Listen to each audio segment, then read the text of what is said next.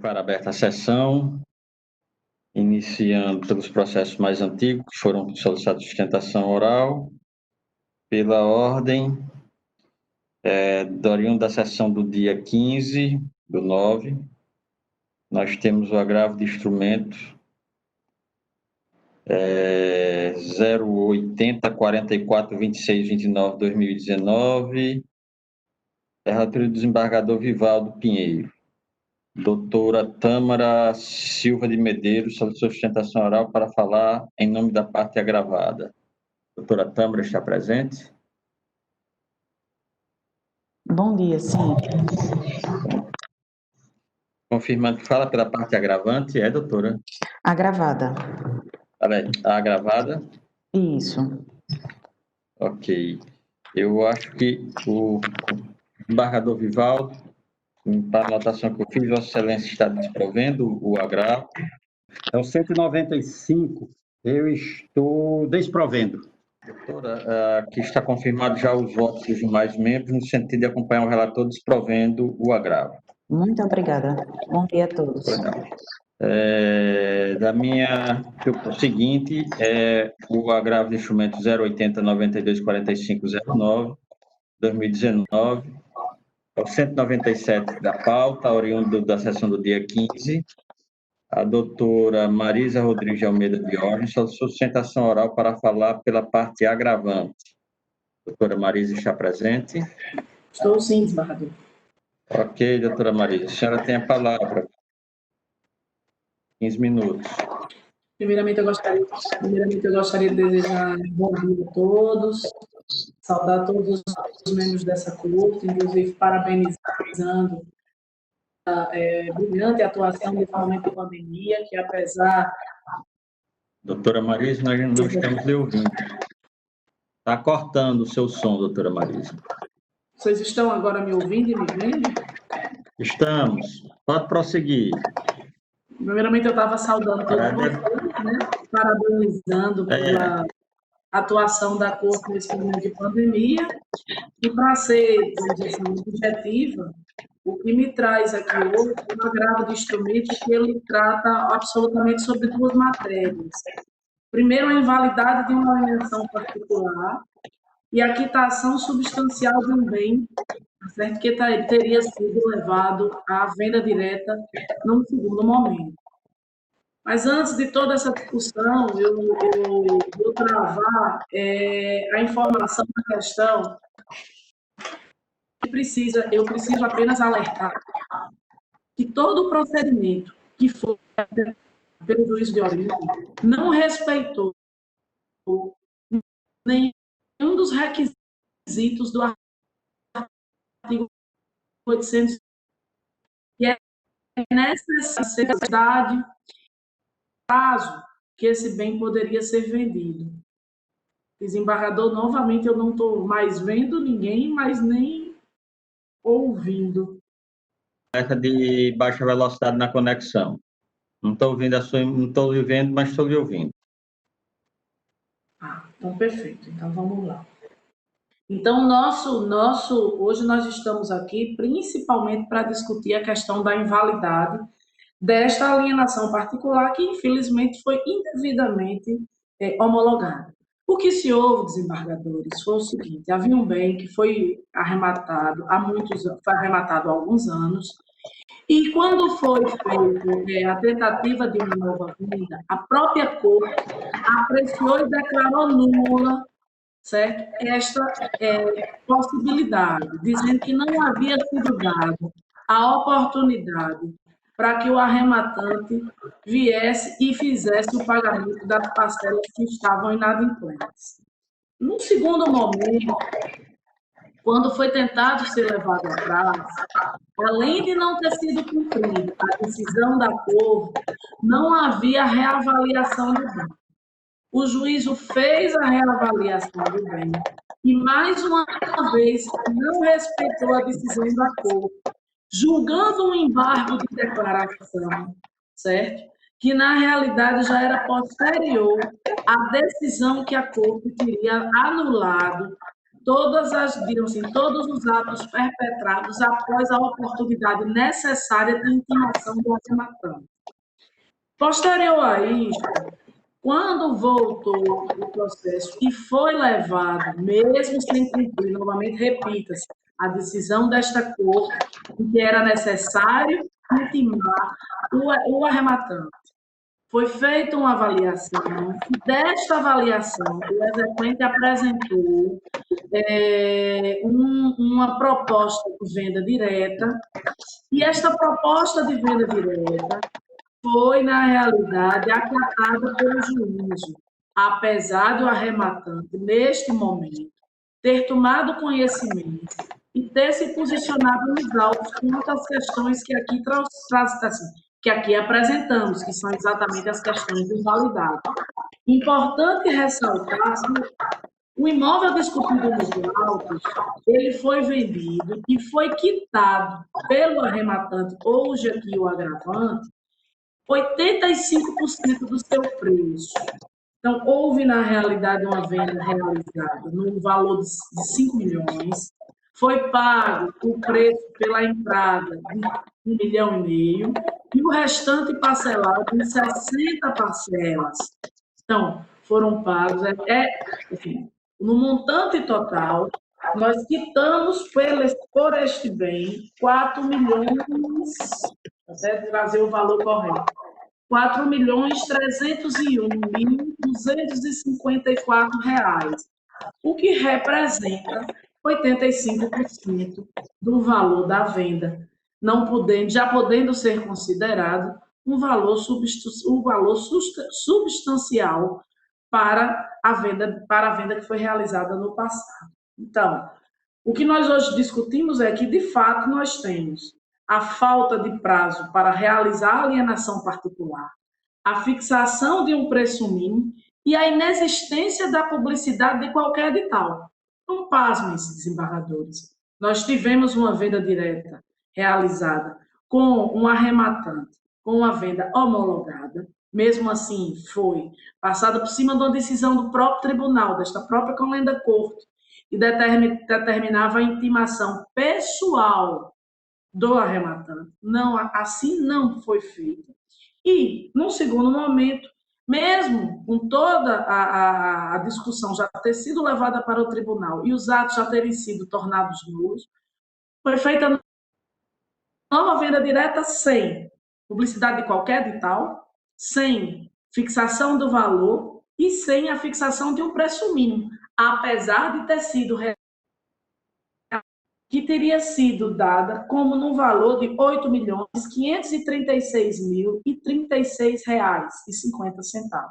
Então, nós estamos lidando aí com uma venda judicial feita totalmente ao arrepio da lei, e pior, num valor que não tem, que muito vai prejudicar as partes, principalmente porque, no mesmo despacho, o próprio juízo determinou a devolução dos valores pagos, e a devolução dos valores pagos vai ficar muito prejudicada, inclusive porque, numa venda de 5 milhões, será necessário devolver 4 milhões, como eu pontuei para os senhores, 4 milhões e 34.301.254,31 centavos.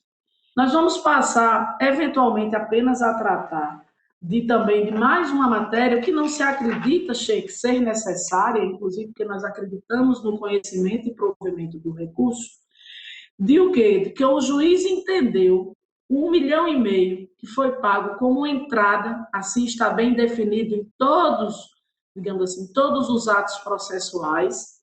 O juiz determinou a perda deste valor que foi pago como entrada, o que não seria cabível, porque nós não estamos tratando de caução.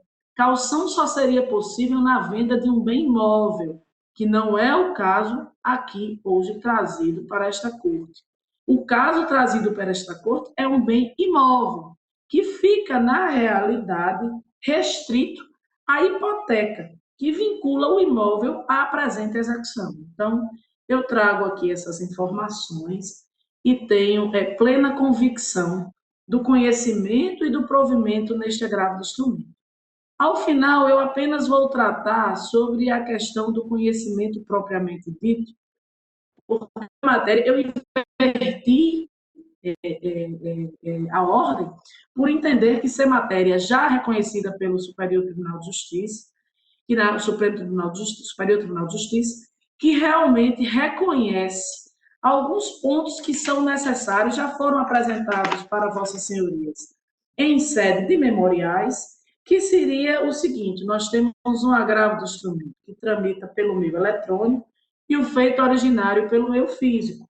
E é necessário dar a interpretação ao 1018 do Código de Processo Civil, que na realidade reconhece que foi viável, foi oportunizado o juízo de retratação ao juízo de primeira instância, a juízo a quo, uma vez que, apesar de não ter sido no prazo de 3 dias, mas houve a juntada do agravo do instrumento, informando e propiciando ao juízo da primeira instância o juízo de retratação de todos os argumentos aqui trazidos neste agravo do instrumento. Então, por esta razão, eu, por entender que não reputar ser de tanta importância, mas mesmo assim, por ser matéria discutida e debatida no presentes autos, eu venho realmente reiterar o pedido de conhecimento e provimento do agravo do instrumento.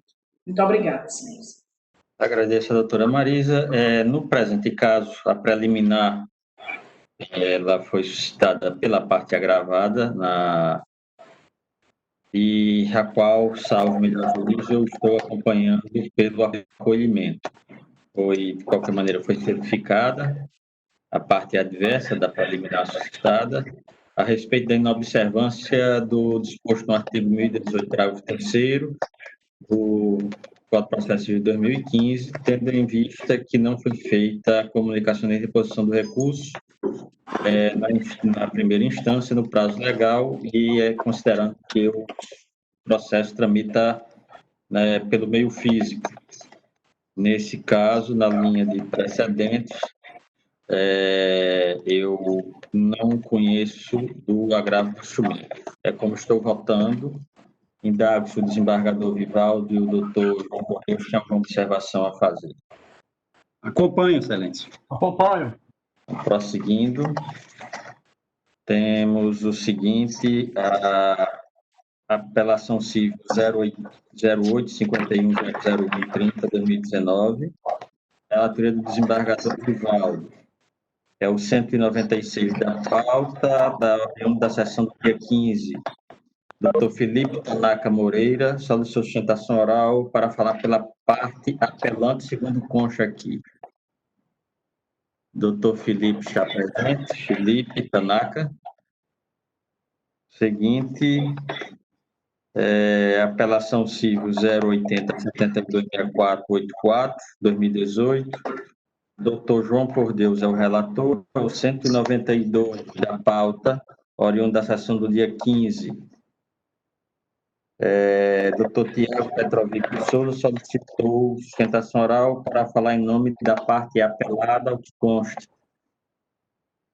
Dr. Tiago Petrovic está presente.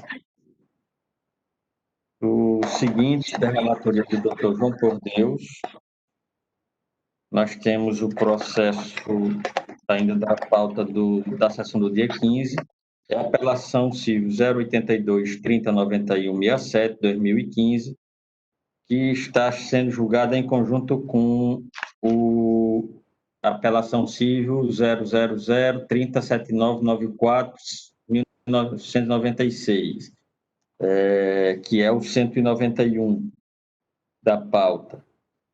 Ambos oriundos da sessão do dia 15, a pedido de sustentação oral feito pelo Dr. Paulo Cavalcante de Rangel Moreira.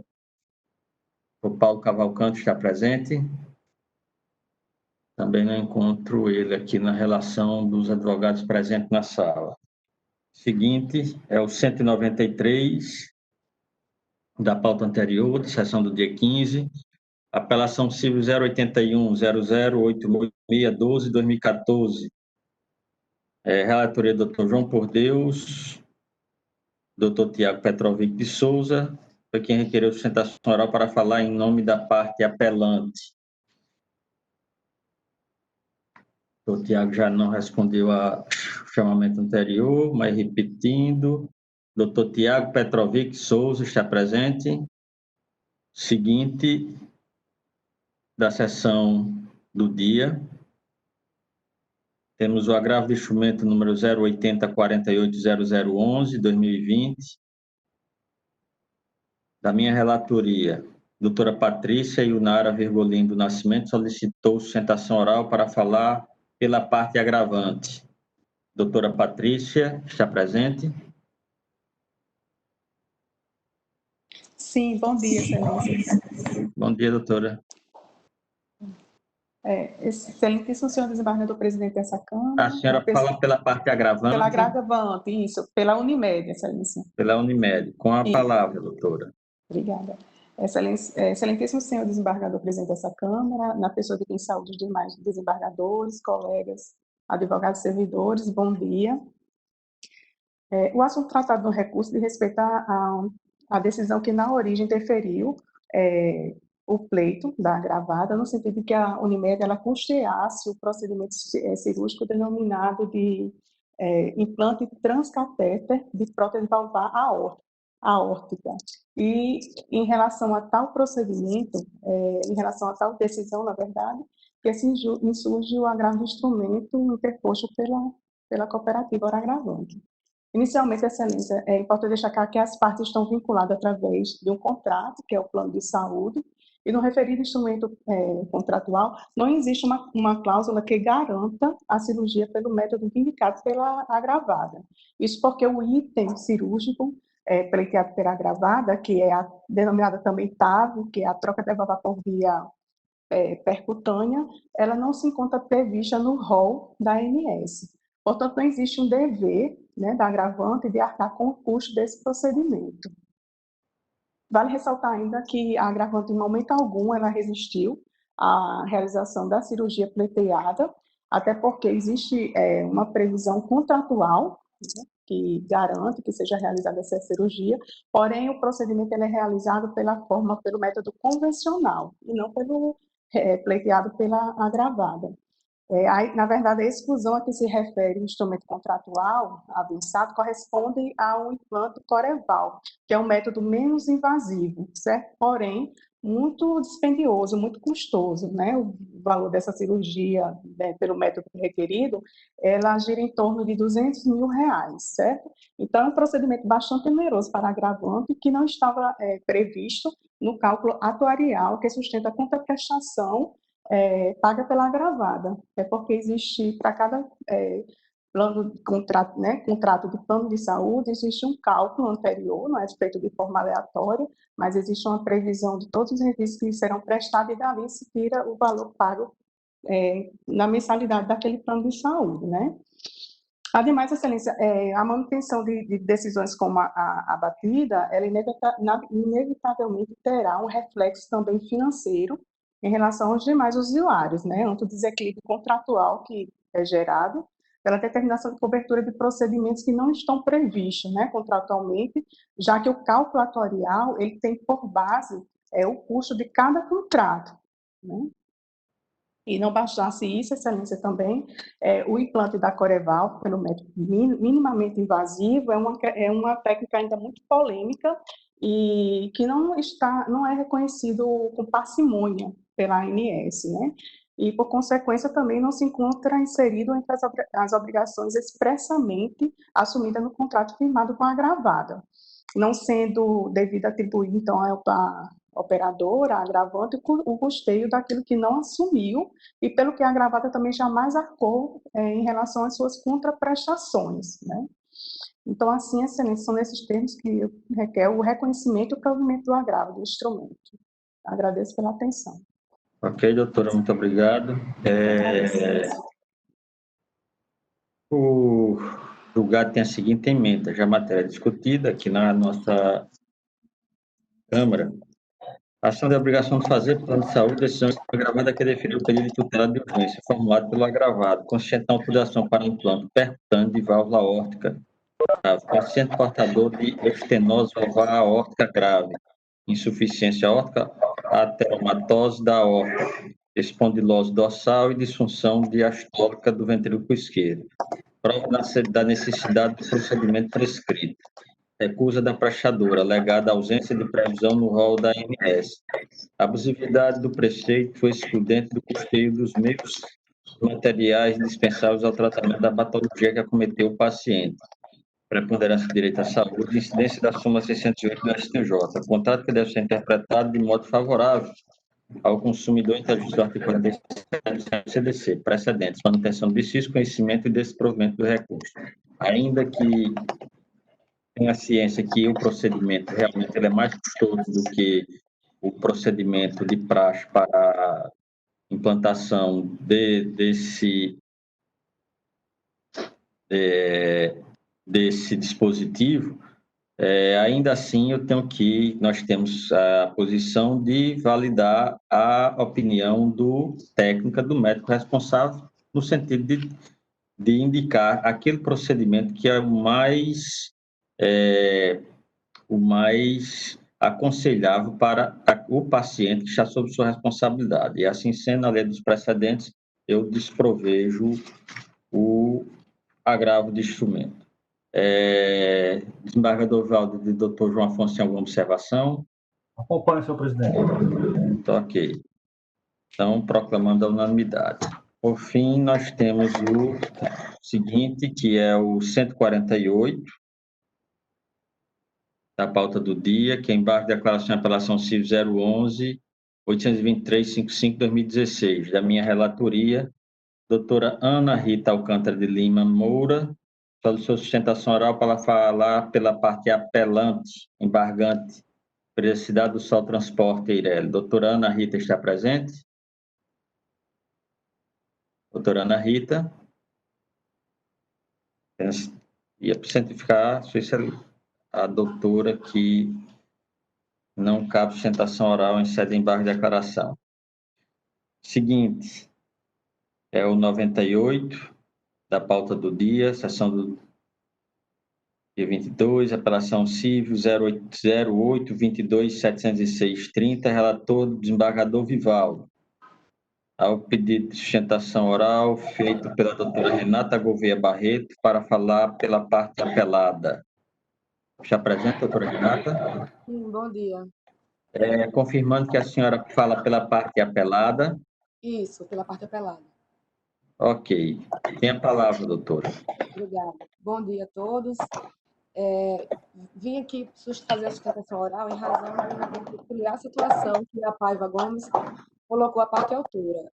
Desde o início do processo, a Paiva apenas sustentou que a Caixa Econômica tinha alguma responsabilidade em relação ao empreendimento que não tinha saído, a Torre 3 não tinha saído do chão mesmo, a construção, e a gente sustentando que a Caixa não tinha essa responsabilidade em razão de, na maioria dos contratos, a Caixa apenas ela é financiadora do contrato. E aí, por surpresa, na apelação que a Paiva juntou, ela trouxe o contrato no ID 52061854, onde é possível observar, na cláusula 11, a linha G, que a Caixa ela tem o poder de mando. Então, ela ali não é mera financiadora do contrato. Ela, de fato, poderia substituir a Paiva Gomes ou qualquer outro empreendimento que não tivesse fazendo o seu curso normal da construção, e a Caixa não fez isso. E a partir do momento que a gente viu que tinha esse contrato, que tinha essa cláusula, a gente também concordou pela responsabilidade da Caixa Econômica. Só que, qual é o problema? No momento, indeferir o processo e extinguir sem resolução do mérito, para que comece tudo de novo, iria prejudicar a parte autora em razão do marco interruptivo, entendeu? Porque só se interrompe a prescrição uma vez. Então, caso fosse extinto o processo, nós teríamos que entrar novamente nessa federal, com a responsabilidade solidária da Caixa Econômica, e aí iria ocorrer a prescrição, porque o processo iria demorar, iria passar com certeza mais de 5 anos, e aí a minha cliente ficaria prejudicada. Agora, olhando pelo lado da responsabilidade da Paiva Gomes, que se exime na apelação, e nessa parte a apelação tem que ser totalmente improvida, ela diz que não há dano moral, que não há lucros cessantes. Entretanto, o dano moral se justifica porque o contrato foi assinado em 2010, E até hoje, em 2020, o empreendimento da Torre 3, que é da minha cliente, no caso, da parte autora, não saiu do chão, só foi construída a Torre 1 e Torre 2. E por esse motivo, a parte autora teve que alugar um imóvel em 2015, a gente juntou o contrato de aluguel no valor de R$ 6.000 anual. Em 2016 houve um novo contrato, entretanto não foi apreciado na sentença. Infelizmente nós não embargamos para omissão, né? Então ficou aí sem estar apreciado esse período de 2016 dos aluguéis que foi juntado posteriormente pela parte autora. E a responsabilidade da Paiva ainda se justifica porque em 2014 ela assinou um aditivo ratificando que o empreendimento iria sair, tanto que pediu reajuste de valores em 2014, foi assinado pela parte autora novamente. Então, novamente, assim, a Paiva e a Caixa Econômica, porque a Caixa Econômica deveria ter, nesse momento também, ter dito que a Paiva não tinha mais capacidade de levar esse empreendimento para frente e ter substituído. E a Paiva Gomes também deveria ter dito para a Caixa que não tinha condições mais de sustentar esse empreendimento. E não ter ratificado em 2014 esse novo reajuste, dando novamente uma esperança para aqueles que compraram na Torre 3 de ver o seu empreendimento levantado. A Paiva também sustenta que não recebeu valores, muito embora a parte autora tenha dado entrada de R$ 21.339,84, e querendo ou não, gera um enriquecimento ilícito da Paiva Gomes, porque a Paiva está com esse dinheiro, foi utilizado o fundo do FGTS, e ainda assim houve abertura de crédito no nome da Paiva Gomes pela Caixa, no valor de R$ 4.336.460, e a Paiva diz que não recebeu, mas está aqui, está lá no contrato, abertura de crédito. Então, a Paiva ficou com esse valor, reteve esse valor para construir a Torre 3, de todos os compradores que ficaram no prejuízo, e a Paiva agora quer se eximir, mesmo tendo ratificado em 2014, dizendo que ia construir a Torre 3, que não foi construída.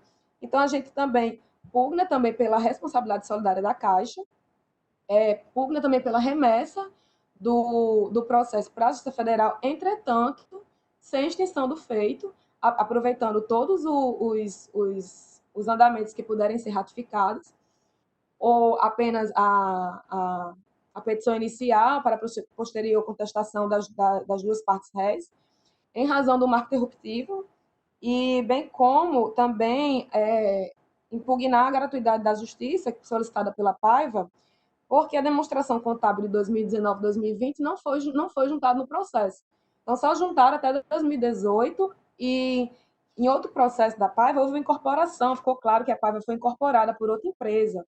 E não ficou claro nesses autos como se deu essa incorporação e qual é o valor da empresa dentro do mercado, né?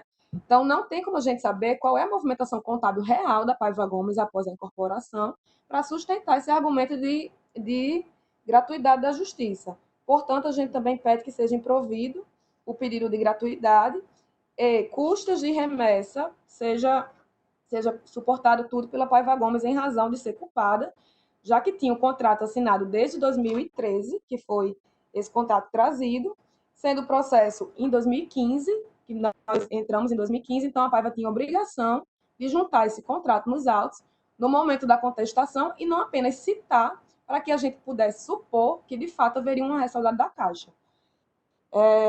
Sendo assim, acredito que todos os argumentos foram debatidos e a gente pugna por isso, para, caso seja reconhecido, de fato, a responsabilidade também da Caixa Econômica, a manutenção do processo, para que não haja prejuízo em razão do prazo prescricional para a parte autora. Muito obrigada. Presente na sala, mas não vinculados a processos que estão na pauta.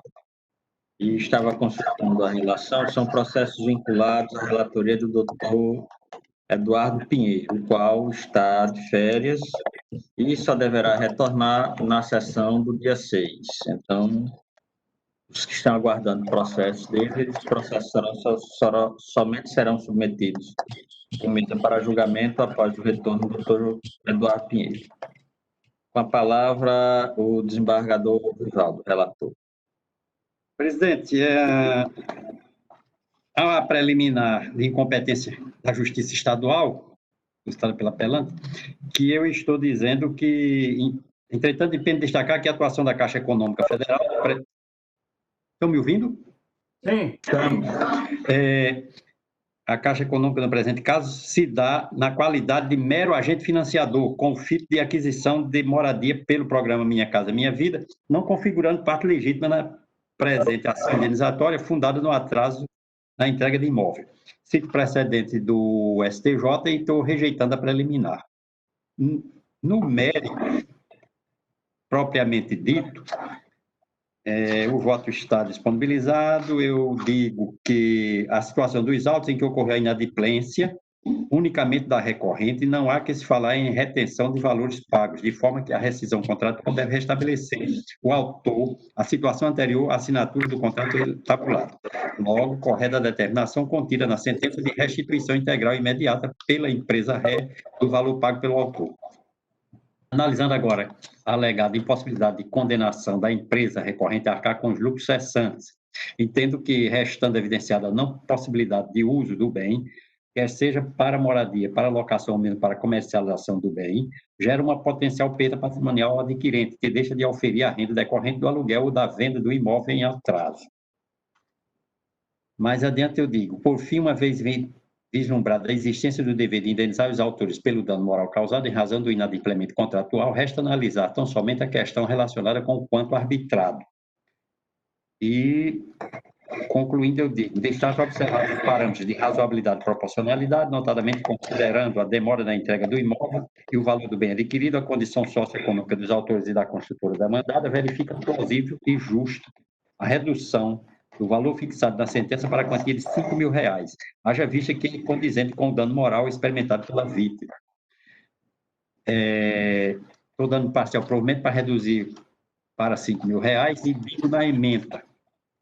Civil, consumidor e processual civil, apelação civil em ação de rescisão contratual, com restituição da quantia paga, sentença de procedência, pleito de concessão dos benefícios da justiça gratuita, formulado por pessoa jurídica, possibilidade, demonstração da hipossuficiência, preliminar de incompetência da justiça estadual, suscitada pela apelante, rejeição, mérito, instrumento particular de promessa de compra e venda, incidência do Código de Defesa do Consumidor, cláusula contratual que estipula a entrega no prazo de 18 meses após a assinatura do contrato de financiamento junto ao agente financeiro. Determinação de evento futuro incerto. Ilegalidade, súmula 36 do JRN, caracterização da mora e do inadimplemento contratual por parte da construtora ré. Devolução do valor pago pela promovente, comprador imediatamente e na integralidade. Súmula 543 do STJ, dos cessantes, correta a condenação, dano moral arbitrado de maneira excessiva, redução que se impõe recurso conhecido parcialmente provido. Como eu estou encaminhando o voto, certo? Ok. Doutor João Afonso, tem alguma observação a fazer, doutor João Afonso? Tenho, senhor presidente. Tenho. Em que pese eu ter registrado o voto aderindo totalmente com o relator, mas revendo aqui a matéria, principalmente com relação à questão de danos morais, eu vou divergir, peço venha, para manter os R$10.000. Eu acho que nesse caso aí, é um caso que R$5.000 eu tenho batido muito nessa tecla. Há 15 anos já se fixava para uma mera inscrição no Serasa. Então, assim, nesse ponto eu vou divergir mantendo a sentença pelo improvimento total da apelação. Só nessa parte. Ok. Nesse caso, então, nós temos uma... No caso, se o desembargador Vivaldo ele mantiver a posição, nós teremos que aguardar a convocação de um novo, teria que ser 2, né? Porque teríamos que aguardar o retorno do doutor Eduardo Pinheiro e a convocação de mais um para verificar o quórum qualificado para julgamento ante a divergência. Doutor João Afonso, poderíamos fazer aqui eu poderia fazer R$8.000. R$8.000? Pode ser, porque fica um valor intermediário, né? Intermediário? Pronto. De minha parte não há problema nenhum. Fica mantido também na questão do provimento parcial, né? Não altera isso. Certo. Qual o valor? Provimento parcial, mas só diminuindo a redução. Perfeito, desembargador. Estou sempre com uma solução sábia, né? Então, fica provimento parcial, mas com a redução diminuída apenas para R$8.000. Isso. Então, feitas as anotações, também acompanho. Assim, declaro a unanimidade no termo do voto do relator com as considerações necessárias. Por fim, temos o 91 da pauta do dia, que é o agravo do instrumento 080, 218718, da relatoria do desembargador Ivaldo, doutor Fábio Leite Dantas, solicitou sustentação oral para falar pela parte agravada. Doutor Fábio está presente, Fábio Leite Dantas. Encontramos presente, além do que, presente feito não é possível de se sustentação oral, pois trata-se de imposição de multa por descumprimento de decisão na fase de cumprimento de sentença. Nesse caso, os processos que tinham sustentação oral requerida, passíveis de serem julgados, exceto os processos da relatoria do Dr. Eduardo Pinheiro, que haviam sido pedidos de sustentação oral, foram todos julgados. Há 4 processos aqui que estão necessitando da presença do desembargador expedito, tendo em vista que Sua Excelência pediu vista desses processos. O 189 da pauta anterior, 187, 190 e 188. Os advogados Dr. Marco Antônio Silveira Martins, Dr. Leonardo Paletó Vilar de Melo, Dr. Olavo Fernandes Maia Neto. Esses processos terão que aguardar a presença do desembargador expedito. Eu fui informado que ele está na sessão da primeira Câmara, não pôde sair antes, porque lá também só está com 3 componentes na presente sessão. Ele estava tentando ver se conseguia suspensão por alguns minutos para comparecer à nossa sessão, mas vamos prosseguir aqui os nossos trabalhos e tentaremos depois entrar em contato com ele para ter alguma posição, se ele terá ou não condições de participar ainda na presente sessão de julgamento. Então, eu acho que todos os processos foram chamados aqui, à exceção desses 4, e indago se o desembargador Ivaldo tem alguma observação, algum destaque ainda a fazer nos demais processos, porque os votos já estão todos registrados. Alguma observação, destaque? Não tenho não, Excelência. Eu estou acompanhando em todos. Doutor João Afonso, algum destaque, alguma observação? Porque os votos já estão todos registrados. Só o pedido de vista que eu já registrei, no processo da relatoria de Vossa Excelência. Sim, aquele do RPV, questão de pagamento de RPV, católico. Eu já participei do sistema. Ok. Então, também não tenho qualquer destaque a ser feito. Tem aquele processo anterior que Vossa Excelência pediu vista, que eu verifiquei as observações feitas e fiz as adequações já no meu voto, porque vi que realmente houve um lapso aqui da nossa parte com relação ao precedente que tínhamos julgado em matéria semelhada. Então, eu estou adequando e fazendo a devida correção para acolher o voto de vista. Ok? Mas já é processo da pauta virtual, então não há necessidade de qualquer destaque. Já acompanhei. Então, eu vou suspender a sessão judicial por alguns minutos e declarar aberta a ordem administrativa. Então, na pauta administrativa, nós temos uma moção de congratulações aos senhores desembargadores Maria Célia Alves Smith e de Armando Mota, pela passagem do natalício, que ocorrerão respectivamente no dia 7 e 11 de outubro do ano em curso. Todos acompanham? Sim. Acompanham? Vai. Ainda, moção de congratulações à ilustríssima senhora Teônia Maria Medeiros, a esposa do desembargador Ibanez Monteiro, e a doutora Patrícia Silva Luiz Macedo, esposa do desembargador Vigílio, pela passagem de seus natalícios, que ocorrerão respectivamente no dia 3 e 11 de outubro, corrente do mês de outubro. Todos acompanham? Acompanho. Acompanhe.